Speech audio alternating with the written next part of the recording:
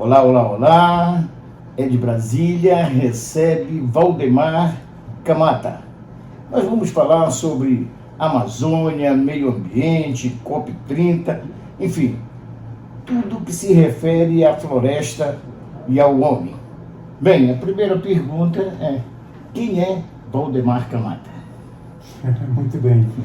Valdemar Camata é um capixaba que reside em Rondônia desde 1980. Então são 44 anos em Rondônia, na região amazônica. Sou economista de formação e passei por algumas atividades desde a minha formação, maior parte delas como professor de economia em universidade, professor de economia em vários cursos, em graduação, pós-graduação. Passei como economista da prefeitura de um município lá do interior de Rondônia, de Paraná.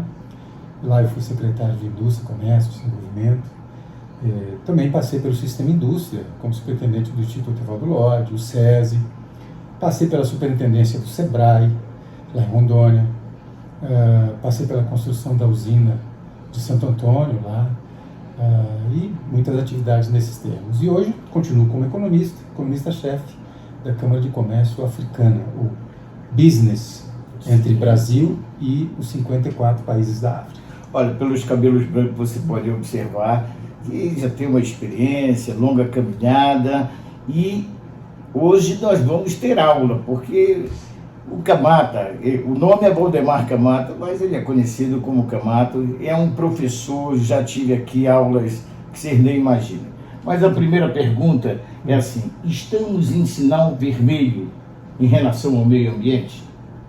Sim, estamos. O que a gente tem que ter noção é de que dimensão de sinal vermelho é esse? Porque esse sinal vermelho está aceso já há algumas décadas, não é? O que a gente tem que entender é o quanto a dimensão desse sinal vermelho, questão ambiental, requer uma ação imediata daqueles que já estão avançados no processo de degradação ou de desequilíbrio entre a questão ambiental e a questão produtiva. Até porque a gente precisa produzir e a gente pode equilibrar essas duas coisas. Preservação e produção podem ser equilibradas, sim. Pois é, a pergunta seguinte: sustentabilidade e recursos naturais, dá para compor? Porque a gente vê em reportagens, enfim, matérias sobre principalmente a Amazônia, uma exploração, diz: olha, agora acabou, agora é o garimpo que contaminou a água, é a floresta que está tirando a madeira. Dá para fazer essa sustentabilidade? Claro que dá. Claro que dá. E tanto dá que existem regiões produtivas que, quando se aprendeu a preservar ou se recompor estruturas florestais, começou a se ter ganhos de produtividade. Quando você entra numa região e desmata tudo para plantar pasto ou soja, vamos ter o gado, então tá bom. Por que tirar a mata ciliar? Quando você tira a mata ciliar, você elimina os seus cursos d'água menores, eles começam a ser eliminados. Os rios vão sendo assoreados. Mas se você perder a água, como é que você vai dar água para o seu animal? Então, tirou a mata ciliar, depois reclama que não tem água. Então, se você entender que esse processo de preservação, ele não só preserva, como mantém 25 serviços ecossistêmicos essenciais ao planeta, e eles estão na biodiversidade da floresta em pé, e te dão ganho de produtividade a partir do momento que você recompõe o equilíbrio daquele ecossistema. Produzir bem é produzir num ecossistema equilibrado, não um ecossistema desequilibrado. Aprendendo isso, a gente começa a refazer o processo produtivo sem perdas. Agora sim, pegando esse gancho, pesquisadores brasileiros, e houve uma reportagem muito grande, uma matéria muito grande sobre isso, que se nós continuarmos do jeito que estamos sobre a Amazônia, 2050 a floresta está irreversível de recuperação. Você concorda já com esses estudos? Olha, voltando um pouquinho no tempo, lá no início dos anos 2000, diziam a mesma coisa, mas isso ia acontecer em 2030. Agora nós estamos em 2024, faltam 6 anos, mas como nada disso aconteceu, vai ficar para 2050. Sim. E quando chegar próximo, vai ficar para mais quando? O alerta é importante, ele tem que ser feito, não tenho dúvida. Nós temos a sorte de termos aqui a região amazônica, a Cordilheira dos Andes, que faz todo o bloqueio de toda essa evaporação que ocorre aqui para se levar chuva para o resto do país. Mas o mais importante temos que ter uma ação preventiva quanto a essa perda. O Brasil hoje, ele produz sobre 77 milhões de hectares. 77 milhões de hectares é 9% do território nacional. Desses 77 milhões de hectares produzidos, nós temos uma grande quantidade de áreas antropizadas que não se produz nada.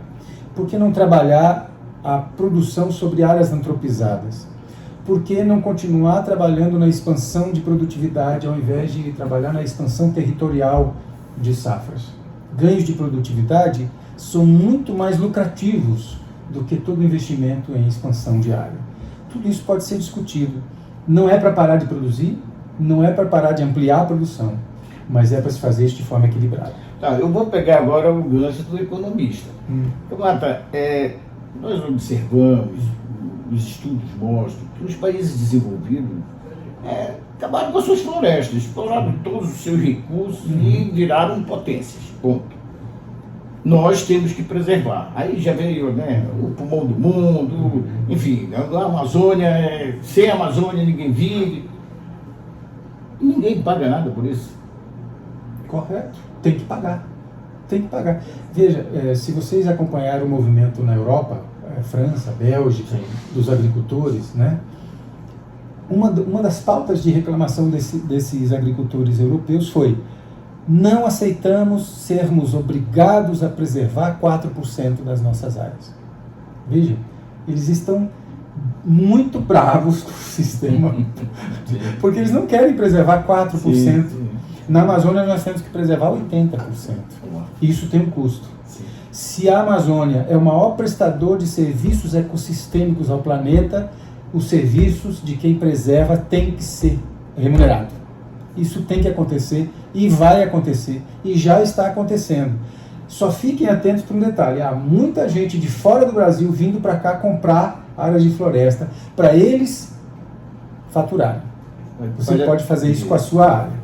Pois é, olha só, o Amapá, o estado do Amapá, do qual eu sou nascido, enfim, é minha cidade do coração, é meu estado do coração, engessou 1/3 do seu território, que é o Parque do Tumucumaque. Seria melhor a gente poder fazer uma exploração sustentável com tanta riqueza, porque ele vai do município, o Parque do Tumucumaque, do município chamado Laranjal do Jari, que faz fronteira ali no sul do Amapá com o Pará, até o Oiapoque. Não dava para dar uma flexibilizada? Eu acho que não é necessário. Não. Deixa eu lhe dizer por quê. Sim. O Parque do Tumucumaque ele tem 3.800.000 hectares. Reservas totais no estado do Amapá são 4.700.000 hectares. A área de floresta fora da reserva ainda tem mais 4 milhões de hectares. Tudo isso pode gerar um ativo gigantesco em créditos de carbono e serviços ambientais. Fazendo uma estimativa mínima, pessimista, dá para se colocar em torno de 2 bilhões a 2 bilhões e meio de reais no estado do Amapá, só com o pagamento de serviços ambientais por essas estruturas aí. E aí você trabalha a exploração dos outros aproximadamente 4 milhões de hectares que são de propriedades privadas que podem ser explorados. A atividade madeireira de manejo florestal sustentado, que ela é extremamente viável, e as áreas que têm disponibilidade para plantio, entender quais são as especialidades do estado do Amapá, para que se possa colocar no mercado aquilo que tem valor agregado, especialmente. Olha só, todo papo que é bom é rapidinho, então nós estamos chegando ao final e tem a pergunta que não quer calar. COP30. Todas as nossas apostas estão lá na COP30, onde o Pará reúne não só a Amazônia, o Brasil, mas o mundo. É lá que nós vamos resolver os problemas? Não. Não é na COP30 que os problemas serão resolvidos, porque os problemas têm que estar sendo trabalhadas as suas soluções agora, não é na COP30. A COP30 nós temos aí um prazo para que a gente comece a apresentar, e nós já temos muitos cases de sucesso na Amazônia, de soluções para essa questão. podem ser apresentadas na COP30. O que a gente não precisa é sair desesperado, criando situações improváveis ou não factíveis. O ser humano é o centro da sustentabilidade. A sustentabilidade é para o homem. O ser humano, o homem, a sua família, seus filhos, eles têm que entender que há condições de sustentabilidade para si. Se ele entender que ele vai ter comida, um teto, segurança, estudo para os filhos, saúde, educação, né? Desenvolvimento econômico, social, se ele entender que tudo isso é para ele, tudo que eu explicar em relação à questão ambiental, ele também vai entender e vai colaborar.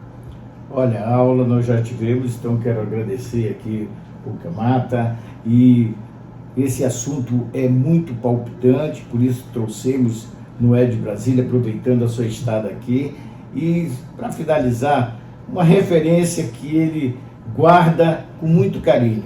Ele é sobrinho do então senador já falecido Gerson Camata e de Rita Camata, que foi a musa do Congresso Nacional. Então, coisa de família. É coisa de família. Camata, muito obrigado por ter atendido o nosso convite, e eu vou deixar aqui as suas considerações finais. Tá bom, eu que agradeço a oportunidade. E as considerações finais, elas têm que ser sem romantismo. Então vamos ser bastante objetivos. O Amapá tem sim potenciais gigantescos, de dar um exemplo, inclusive, de sustentabilidade, como vem fazendo. Mas isso não pode retirar a possibilidade de crescimento e desenvolvimento econômico e sustentabilidade para as pessoas. Expansão do IDH, níveis de educação, escolaridade, saúde, né, e qualidade de vida no todo. E também na atividade econômica, não perder a oportunidade de desenvolver os seus potenciais. O seu estado, o Amapá, o vosso estado, tem 39 bacias hidrográficas. Então vocês podem ser um grande produtor de peixe de cativeiro. Estou só lançando uma semente aqui, vocês já estão produzindo, mas dá para fazer mais, usem tecnologia para isso. E estamos aqui à disposição, sempre que estivermos por aqui, estamos à disposição para bater papo. Olha, muito obrigado mais uma vez, e encerrar com as palavras do senador Lucas Barreto, como ele sempre diz: não dá para viver de fotossíntese e clorofila. Um abraço, tchau, tchau!